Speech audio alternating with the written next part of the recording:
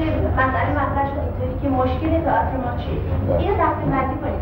مشکلات خارجی و مشکلات داخلی، عواملی که از لحاظ اجتماعی به ما امکان کار تئاتر نمیده و عواملی که در داخل خود کسایی که در کار تئاتر نمیتونن بکنن. من فکر می‌کنم که مشکلاتی هست که نویسنده‌ها خودشون باهاش روبرو هستن. من تعجب می‌کنم که ایشون صحبت می‌کنن و میگن مثلا فرض کنید که از فلان مرجع میشه استفاده کرد. خب خودشون رو اگه بخوام بنویسن از گلستان صریحش نمیشون می‌خوان. این مطلبی که مطرح شد در مورد اینکه چرا نویسنده‌ها نمیتونن کار کنن، هر پروبلمی هست، هر مشکلی هست خودشون جواب میدن. بله. شما خانم دیلمقانی اما درام دنبالش رحم نکنید. می‌کنم که بزرگترین مشکلات کار ما هم که شما اول بحثی شده فرمودید اینست که تئاتر رو به صورت کار اداری درآمدید، یعنی انحصاری شده برای اداره تئاتر و تلویزیون ملی، به این صورت که کارمندان اداره تئاتر حق ندارن در تلویزیون ملی کار کنن و همینطور بحث و حتی توی خود اداره تئاتر گروه بندی کردن. مثلا یک پیس بیارن، این پیس فرض کنید که از گفته فلان خانم برنمیاد که بازی کنید، ولی چون مال گروه دیگریه حق نداره بیاد، تحمیل میکنن به یه آدم تازه وارد و این خانم میاد روی صحنه خیلی معذرت هم گند میزنه، در صورتی که اگر اون کسی که میتونه بازی کنه بیارن و این صورت انحصاری نباشه کار لااقل یک جلوه بیشتر اجازه در دو کلمه من جوابتون میدم. هم چیزی به این شدت که شما میفرمایید نیست. کارمندان وزارت فرهنگ و هنر اجازه دارن در تلویزیون کار بکنن و قرار هم است بکنن، گروه هم اینقدر هم بس نیست. ولی معذرت میخوام موضوع این نیست. الان موضوع داریم راجع به درام‌نویسی حرف میزنیم. هر کی نه ببینید اجازه بدین، موضوع دیگر بذارین کنار لطفا، خواهش میکنم. داریم راجع به درام‌نویسی حرف میزنیم. اجازه بدید من راجع به خواهش میکنم. نه فقط راجع به درام‌نویسی. اولا که اگر که ما به قول آقای ایرج ظاهری بعد از فارسی واردیم، این مستقیما تاثیر وزارت آموزش و پرورشی که شاگردای ما رو طوری بار بیاره که به قول عرب این به اون برمیگرده و اینکه ما درام‌نویس نداریم هم یکی از بزرگترین علتاشون رو گفتن نداشتن سابقه درام‌نویسیه و همین که واقعا ما محلی نداریم، یعنی پروایی نمیدن به درام‌نویس. فرض کنید که نمایشنامه یک نمایشنامه رو میده 4 نفر که معلوم نیست خودشون چقدر مسلحاً در ادبیات فارسی و چقدر مسلحاً کاردار اینا میخونن. اگر خوششون اومد یا مثلا من خسته بودم بعد اومده میگن نه بری کنار، میری کنار و هیچ مرجعی نیست که از نویسنده که زحمت کشیده نمایشنامه رو نوشته پشتیبانی بشید که این دلش خوش باشه و همینطور که یک عده توی اداره کار حقوق بگیرن، اگر واقعا مردم بدونن که اگر این زمین کار بکنن لااقل پولی در کنار بگیرن این کار میکنن، ولی متاسفانه نیست.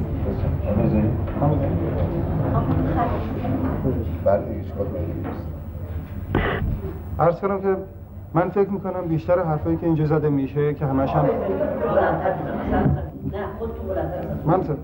من فکر میکنم بیشتر حرفایی که اینجا زده میشه و اغلب درسته همشون یه جهت دارن و اون توجیه کردن وضع فعلیه. توجیه کردن معنی تبرئه کردنه، در حالی که ما فکر میکنم قصدمون تبرئه کردن این وضع باشه. بله نمیشنید؟ اجازه بدین نوبت بگیرین. الان مثلا خانم دیلمقانی دارن دلایلی میارن برای اینکه چرا تئاتر درام‌نویسی در این مرحله است. وقتی این دلایل بپذیریم میگیم پس طبعا نمیتونه غیر از این باشه. ما میخوایم بگیم میتونه غیر از این باشه. یا اغلب صحبت‌ها حالت چیز داره، توصیه‌ای داره. آقای ظاهری توصیه میکنن از فلان منابع استفاده بشه یا از چیزهای تاریخی یا از سنن باستانی و غیره. اجازه بدید. من راجع به اون سابقه مجبورم یک کمی صحبت کنم برای اینکه یک کمی هم با نداشتن سابقه خودمون رو فریب ندیم. عرض کنم که یه سابقه وجود داره، در این که میگم کاملا چیز شخصیه، یعنی نظرهای شخصی خودمه که میگم یه سابقه تئاتری وجود داره. در حدود 60 ساله توی ایران دارن تئاتر می‌نویسن به هر حال. بله؟ نه به هر حال 60 ساله که تئاتر به صورتی که میاد، بله سابقه بیشتر. در این 60 سال یه دوره اول تئاتر معترض داشتیم، یعنی تئاتری که به وضع دوره خودش اعتراض میکرد. تئاتر حتی سیاسی بود و نمیدونم لابد میدونین که سرنوشتش چی شد. با اومدن دوره پرورش افکار و اینا، من اینا رو از این جهت میگم که ببینید همیشه تئاتر بار یک چیز دیگر رو میکشیده و نه اینکه خودش باشه. در دوره پرورش افکار از تئاتری ها خواستند که چیزهای مشخصی کم و بیش بنویسن. لابد میدونین در 1312 تا 14 چند تا نویسنده تو ایران خودکشی کردن. میدونین یک سانسوری بین سال 10-12 هر نوع کاری رو توی ایران تقریبا چیز کرد، منحصر کرد و ممنوع کرد. از جمله کسایی که خودکشی کردن طباطبایی بود، طباطبایی نائینی و رضا کمال شهرزاد. 2-3 نفرم که میدونین که در سنای خیلی پایین مردن، مثل حسن مقدم که جعفرخان از فرنگ اومده رو نوشت. در واقع اینا پشتوانه ها یا یه راههایی رو بالاخره شروع کردن و رفتن. در بعد از اون فاصله، یعنی دوره 1320 تا 32 هم نمایشنامه نوشته شد. الان وقتی ما میگیم که زمینه نداریم، یه مقدار به علت اینه که نمیشناسیم. من اینو مثلا در مورد ویسورامین بگم، با وجود اینکه پیس رو ندیدم اما خوندم متنو.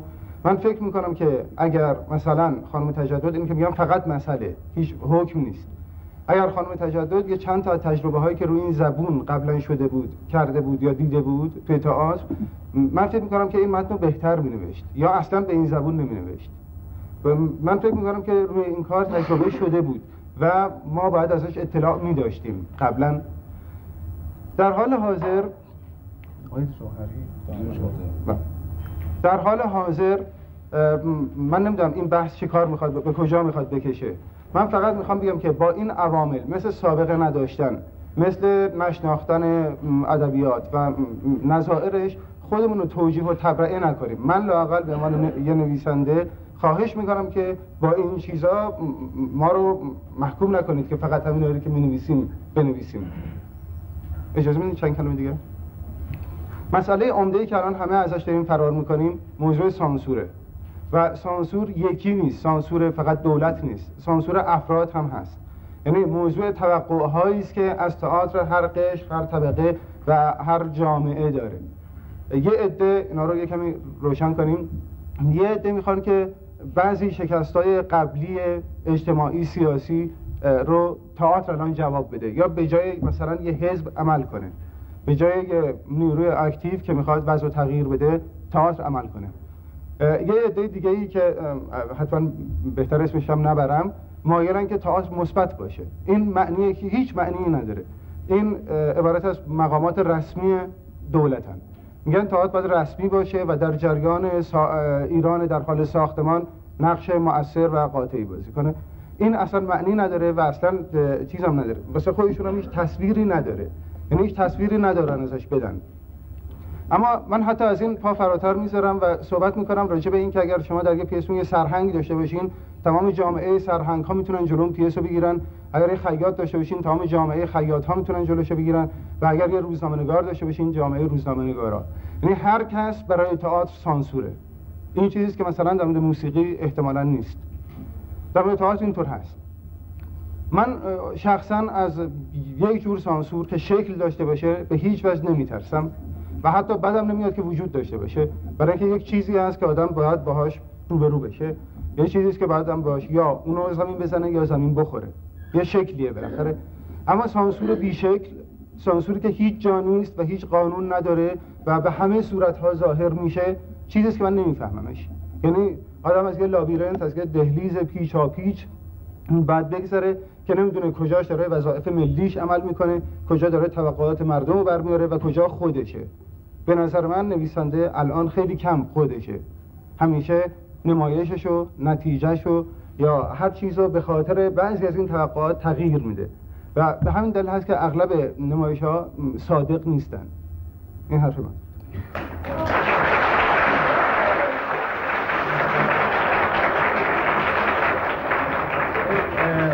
مسئله مهمی که بیضایی، اجازه بدین من اینو چیز بکنم. نه خیر، اجازه بدین. این مسئله مهمی که آقای بیضایی مطرح کردن و از نظر درام‌نویسی به نظر منم خیلی مهمه، این قضیه سانسور.